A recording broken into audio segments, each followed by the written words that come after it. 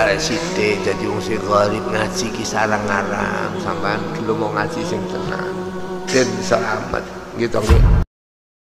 Bahwa takdir kita ada perbedaan itu ya wajar, tapi bahwa definisi itu nyata. Tadi beliau menyebut termasuk satu saudara atau satu komunitas dengan makhluk-makhluk Allah yang lain. Pernah suatu saat Nabi memuji ada seorang nakal itu diterima tobatnya Allah karena di jalan ketemu anjing, kemudian ngasih minum anjing itu dan Allah mengampuni. Meskipun secara hukum usul fikih tidak bisa digeneralisir, misalnya kalau minumin anjing 1 surga, kalau 100 tambah surga. Nanti lupa minumin manusia gara-gara kebanyakan minumin anjing gitu. Tapi apapun itu faktanya ada cerita di hadis seperti itu. Kemudian menyangkut komunitas internasional yang beberapa diantaranya tentu beda agama, beda keyakinan. Saya mau membacakan cerita di kitab Ar-Risalah Al-Qushairiyah. Jadi saya hanya membantu referensi-referensi yang diajarkan guru-guru kita. Ar-Risalah Al-Qushairiyah adalah kitab kesayangan Mbah Maimun karena dulu mbah beliau dapat ijazah dari Said Umar Sato, kakaknya Said Abi Bakar Sato yang punya kitab I'anatul Thalibin. Dan kitab itu dibawa ke Indonesia sampai ke saya sebagai murid beliau. Di antara yang disebut dalam Ar-Risalah Al-Qushairiyah ini Thariqatu Ahlil Ilm, kitab Ar-Risalah Al-Qushairiyah itu. Saya baca nasnya ya, atau ibaratnya atau teksnya. Sami'tu ba'dal ulama yaqulu istadhafa majusiyun Ibrahim al-Khalil alaihi salam faqala bisyarti an tuslima. Famarral majusiyu fa'awhallahu ta'ala ilaihi mundu khamsina sanatan nut'imuhu ala kufri. Falau nawal tahu lukmatan min ghairi antu talibahu bitahyiri dini. Famado Ibrahim alaihissalam ala athari hatta adrukahu wa atadhara ilaihi fasalahu anis sabab fadhakara lahu dzalik fa aslamal majusiyu. Jadi suatu saat Nabi Ibrahim itu kan terkenal Abu Duyuf, orang yang mesti menservis tamu-tamu itu. Kita tahu dulu itu tidak ada warung, tidak ada hotel, tidak ada, ya pokoknya tidak ada mall, sehingga kalau orang pergi itu kelaparan betul itu. Mbok orang kaya pun kelaparan karena melewati padang pasir itu. Kalau sekarang kan orang mau sowan kiai makan dulu. Karena takutnya di rumah kiai kan makan sungkan, jadi makan dulu nanti di kiainya tinggal pura-pura makan. Kalau dulu memang makan nih tamu itu wajib betul, kalau ndak ya kelaparan betul tamu itu. Singkat cerita suatu saat di antara tamu itu berakidah, berfaham Majusi. Atau beragama Majusi lah gampangannya itu. Terus Nabi Ibrahim nggak mau, saya mau ngasih makan syaratnya Anda harus Islam gitu. Akhirnya orang ini putus asa kemudian meninggalkan Nabi Ibrahim. Saat orang itu meninggalkan Nabi Ibrahim, Allah memberi wahyu ke Nabi Ibrahim. Orang itu umurnya 50 tahun dan dia hidup karena tak kasih makan. Terus kata Allah, mundu khamsina sanatan nut'imuhu ala kufri. Saya yang Tuhan saja ngasih makan dia 50 tahun tanpa syarat dia harus Islam. Kamu baru dimintai makan sehari mensyaratkan Islam. Walhasil terus Nabi Ibrahim ngejar orang Majusi itu terus monggo makan di rumah saya. Singkat cerita terus orang Majusi itu tanya kenapa Anda berubah pikiran. Terus Nabi Ibrahim cerita bahwa beliau ditegur Allah kemudian harus melakukan itu. Jadi cerita-cerita seperti itu banyak.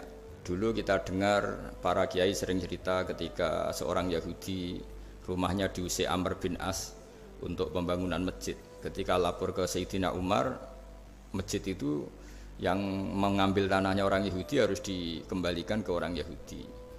Dulu guru-guru kita juga sering cerita Sayyidina Ali itu pedangnya dicuri sama orang Yahudi. Ketika ketemu di pasar atau di jalan, kemudian Sayyidina Ali yakin itu pedangnya, dilaporkan ke Qadhi Syurah. Setelah itu Sayyidina Ali diminta buktinya apa, saksinya siapa kalau itu pedang Anda. Saksinya Hasan dan Husain.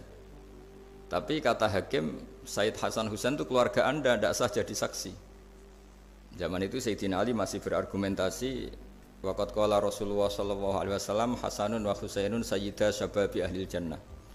Tapi kata Imam Sureh tetap standar saksi itu tidak boleh dari keluarga.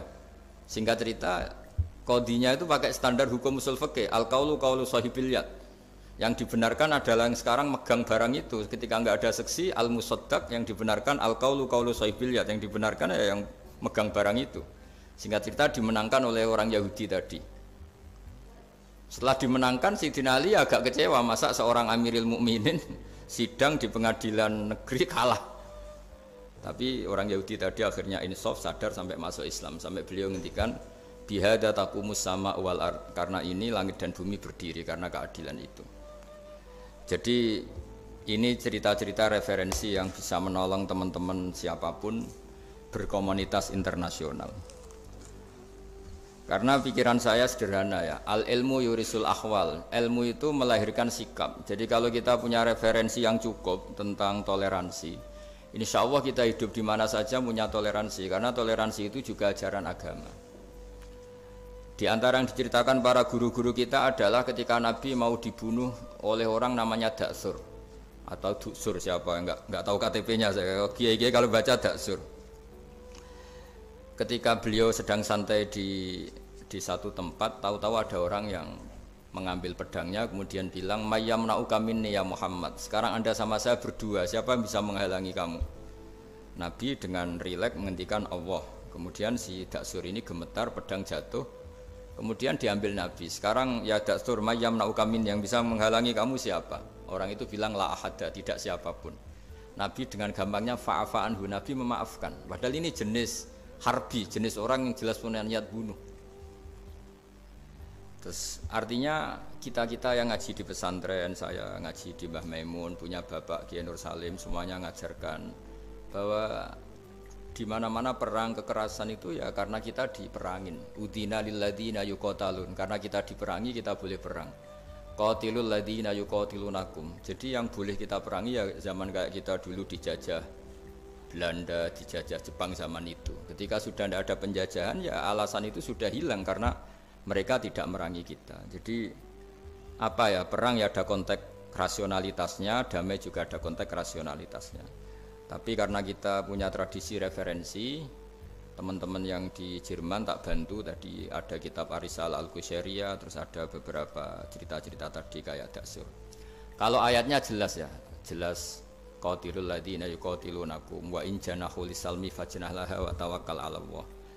Bahkan seperti yang diceritakan Profesor Quraisy tadi, yang sedang kita benci pun bisa saja suatu saat teman. Dalam surat Mumtahanah itu atau Mumtahinah ada ayat asawwau ayyaj'ala bainakum wa bainal ladzina ataitum minhum mawaddah. Bisa saja orang yang sekarang kamu benci suatu saat kamu cintai. Wallahu qadir, itu Allah Maha Kuasa. Dan tadi saya menambahkan yang dikatakan Profesor Quraisy tentang belajar. Dulu Nabi itu enggak puasa Asyura. Tapi ketika datang ke Medina, orang-orang Yahudi itu puasa Asyura. Coba tanyakan ke mereka, kenapa puasa tanggal 10? Terus mereka menjawab, yaumun najawwahu fi Musa, itu hari yang Allah menyelamatkan Nabi Musa. Terus fa'amara bisyami, kemudian Nabi menyuruh sahabat puasa. Artinya dulu itu segampang itu hidup, itu sesuatu yang baik apa ya sudah ditiru. Meskipun kita tahu Nabi itu tentu mustaqil bil istihad, Nabi itu orang yang mandiri. Tapi memberi percontohan kita betapa gampangnya kita seperti itu. Dulu ada seorang Yahudiyah meminta sama Sayyidah Aisyah dan dikasih. Ketika dikasih, dia mendoakan semoga kamu Aisyah selamat dari siksa kubur. Zaman itu Sayyidah Aisyah itu belum tahu tentang siksa kubur, sehingga beliau engkar, nggak percaya. Tapi setelah Rasulullah datang dan diceritanin Nabi, oh iya siksa kubur itu ada. Dan semenjak itu Nabi selalu isti'adah, minta perlindungan dari siksa kubur. Jadi dulu di komunitas-komunitas beda agama sesuatu yang benar ya dibenarkan. Makanya kaidah umum dalam interaksi antar agama itu la tusaddiquhum wa la tukadzibuhum, ya kamu jangan bilang iya, jangan-jangan enggak, ya jangan bilang tidak, jangan-jangan iya. Jadi aturan ilmunya jelas la tusaddiquhum wa la tukadzibuhum. Ya artinya sesuai referensi ilmu lah kira-kira begitu.